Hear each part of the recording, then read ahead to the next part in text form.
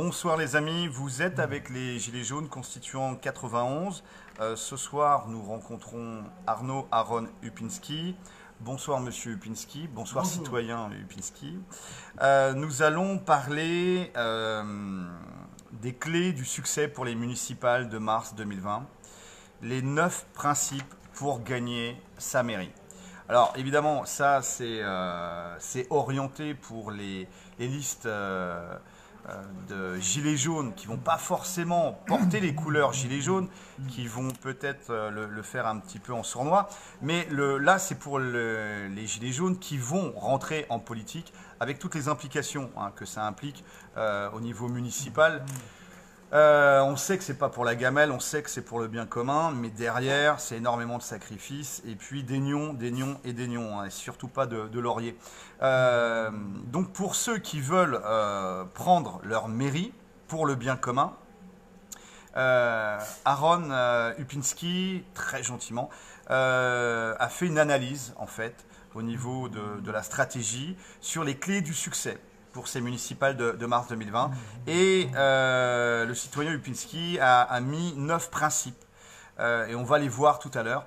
9 principes qui sont très clairs, très simples et finalement fondamentaux pour gagner la mairie. Alors, on va commencer tout simplement, on commencera par l'introduction qui est Monsieur Arnaud Aaron Upinski. Et puis on passera sur les 9 principes. Donc le premier principe... non, on le fera les uns après les autres. Ça sera plus simple, je pense. Alors, en introduction, citoyen Upinski, bonsoir. Bonsoir. Qui êtes-vous?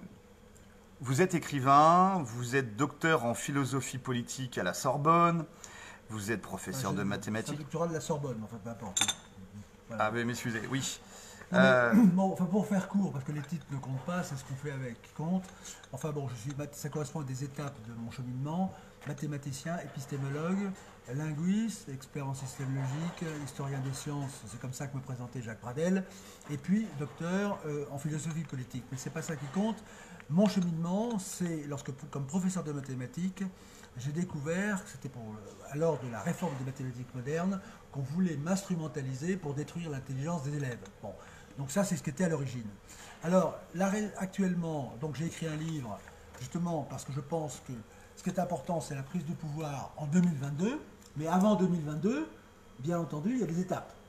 Donc 2022, c'est les présidentielles, et la logique des municipales, qui doit conduire aux présidentielles, exige que les personnes de bonne volonté, les personnes qui sont attachées au bien commun, les personnes qui veulent servir et non pas se servir, rentrent, prennent le pouvoir. Parce que le pouvoir ultime, c'est en 2022, mais d'ici là, il faut que les meilleurs prennent le pouvoir dans les mairies.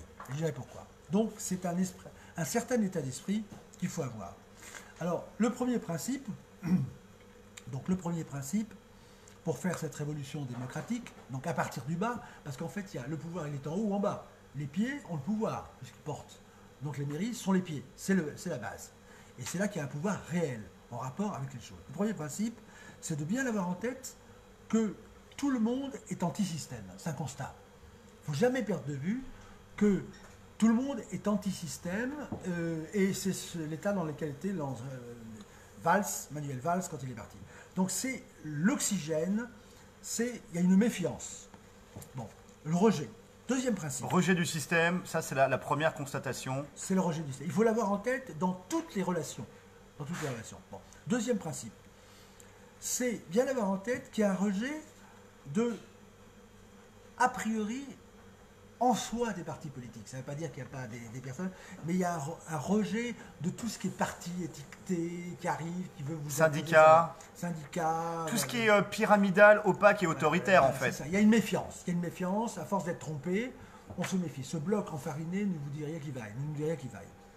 Donc ça, il faut bien avoir ça en tête. Bon. Donc ça nous amène au troisième principe, c'est que méfiance sur les étiquettes. Donc ce que je vous dis, c'est à la suite de contacts que j'ai eus avec la commune de Hombourg, HOMBURG, Hombourg, O. C'est-à-dire que j'ai donné mon avis et j'ai eu un retour ce matin et donc je vous donne le retour, l'aller-retour avec le terrain. Donc ce n'est pas forcément ce ce que je dirais autrement, mais c'est le résultat. Retour Et d'expérience du terrain, donc. voilà, ce qui marche. Attention, parce que le but, pourquoi ça marche, ce sont les clés. Bon, les 9 principes. Il ne faut pas d'étiquette. C'est-à-dire, on n'y va pas en tant que gilet jaune, il n'y a Non. pas de liste gilet jaune. Non, enfin, sauf cas exceptionnel, ça D'accord. va dépendre du terrain, mais il ne faut pas bombarder, je suis gilet jaune, on est gilet jaune, on va prendre le pouvoir. D'accord. Ça, c'est la plus mauvaise version, donc vous avez un rejet forcément. Pourquoi il y aurait un rejet à cause de la manipulation Eh bien, médiatique qui nous Macron fait passer pour des a quand violents? même gagné sur ce plan, il a donné une étiquette de violence. D'accord. C'est-à-dire, hélas, trop souvent, je ne dis pas dans tous les cas, c'est-à-dire que ce que je dis, c'est qu'il faut l'adapter aux circonstances, au terrain. Vous avez des personnes qui sont déjà dans des conseils qui vont continuer, il faut être intelligent. Hein, la base, c'est d'être intelligent. Mais je vous donne les règles, il faut les appliquer intelligemment. Il y a parfois des exceptions qui confirment la règle. Mais il ne faut pas y aller avec l'étiquette gilet jaune. Ce qui ne veut pas dire qu'il n'y aura pas des gilets jaunes, d'autres personnes. Mais en fait, l'idée, c'est le mouvement des gilets jaunes qui a donné à tout un ensemble de personnes qui sont plus ou moins gilets jaunes l'envie de s'engager. Donc c'est y aller sous les couleurs Il faut d'une se liste trouver un citoyenne nom. Bon. pour le bien commun. Oui, il faut trouver le nom. Chaque fois, vous allez voir, par exemple, à Hambourg, HOMBERG, disons O, Hambourg O, eux, ils ont trouvé un nom. J'en parlais tout à l'heure. Donc, il faut se trouver un nom, une étiquette qui correspond au bien commun, ce qui va être bien perçu, un nom qui plaît au bon sens du terme. Vous voyez? Mais pas forcément, nous, gilets jaunes. Rassembleur. Voilà. Donc là, on a des citoyens. Alors, on pourrait avoir des mots comme collectif, citoyen, bien commun.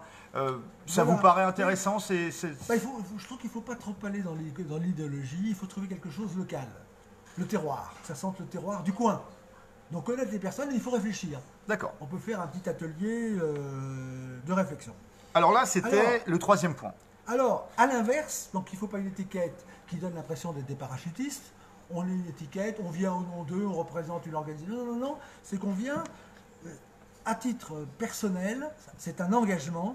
Et alors, l'important, c'est d'aller, j'emploie le terme, mais pas d'une manière péjorative, aller vers les gens, aller vers les autres, aller vers les habitants. Donc aller du contact vers- humain. Vers ses concitoyens, si je peux dire, de l'humain. De l'humain et On personnel. va les voir. D'accord. Et ce qui m'a été dit, c'est que ceux auxquels j'ai parlé étaient les premiers. C'est-à-dire que les autres listes n'y allaient pas. Il faut être présent.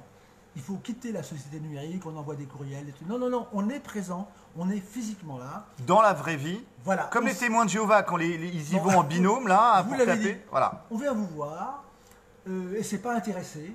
C'est que, donc c'est cette idée de présence. D'accord. Donc après, si vous voulez, c'est, on ne bombarde pas un programme, on ne dit pas j'ai la solution toute faite, j'ai un programme, j'ai la vérité. Non, on y va, si vous voulez, ils y vont en disant, c'est l'expérience, nous ne supportons plus cette dégradation de la vie, de ci, de ça, ce qui se passe, non. Bon, nous sommes là et nous voulons qu'il y ait cette amélioration, alors que les autres ne font pas cette démarche, les autres listes. Donc Ouais, c'est c'est aller en binôme, faire du porte-à-porte, Voilà. en binôme, là je schématise un peu, j'exagère, mais aller en binôme porte-à-porte et demander à chaque personne, ne pas Voilà. imposer une idéologie ou quoi que ce soit, mais dire Voilà. quels sont vos problèmes, quels sont les problèmes Alors, en je vais venir, local. je vais venir. Donc ça, le point suivant, donc venir. Bon, après, le point 5, c'est nous ne supportons pas cette situation, etc. Nous n'avons pas laissé vous. Et alors le cinquième point, ça nous amène au cinquième point, c'est un questionnaire.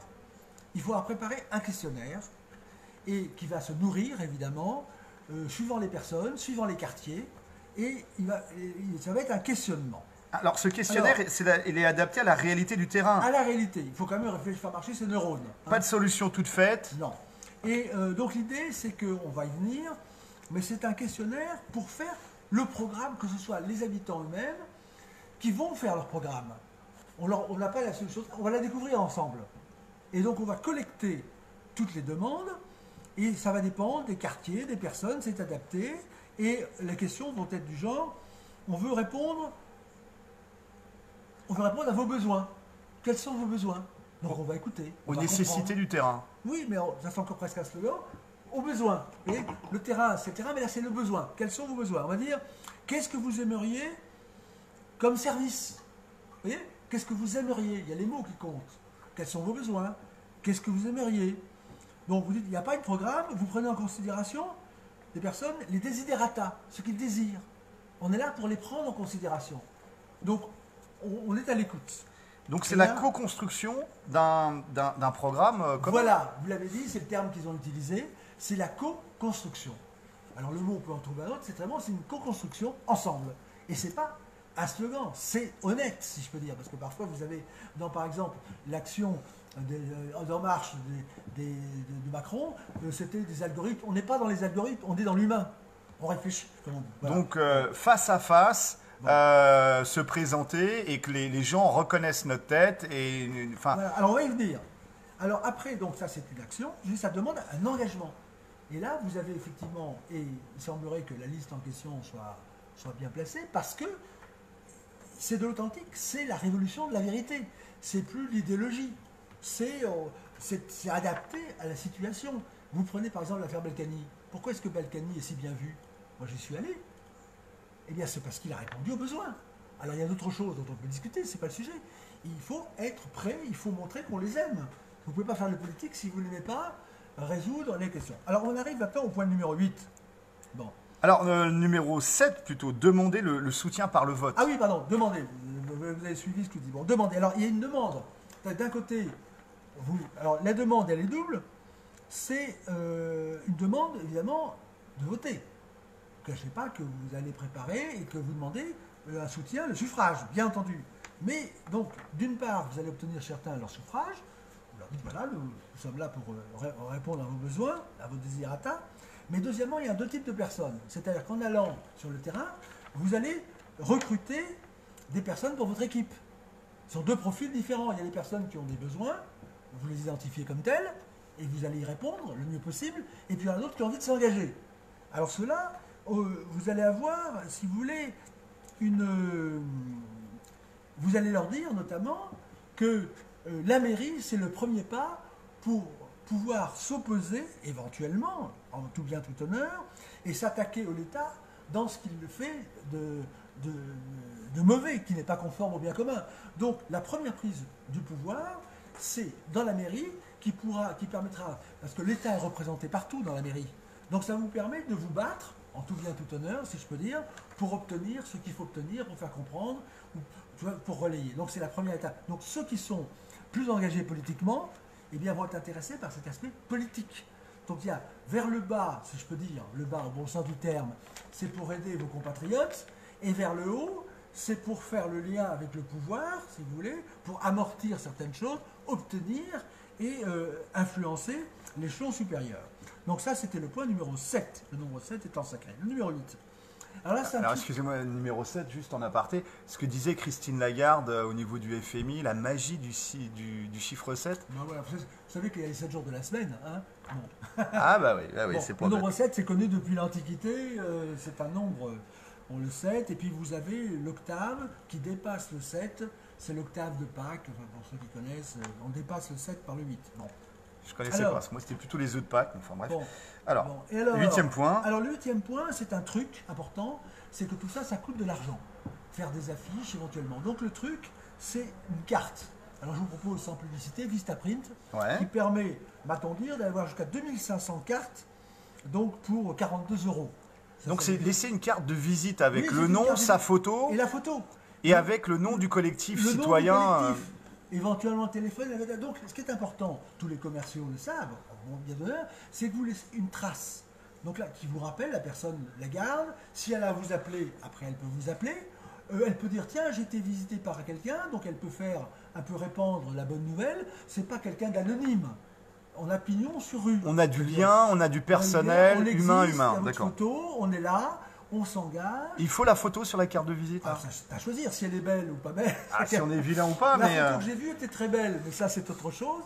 Donc c'est pas une obligation, mais maintenant, si on vous a vu, c'est bien qu'il y ait votre photo. C'est pas mal, chacun choisit évidemment. Mais l'idée c'est qu'il y a un nom, il y a une adresse, vous n'êtes pas un inconnu, vous avez pris la peine de trouver un nom pour votre candidature, donc vous surclassez finalement vos concurrents, si j'ose dire, parce que vous êtes là, vous êtes présent, vous écoutez, vous faites une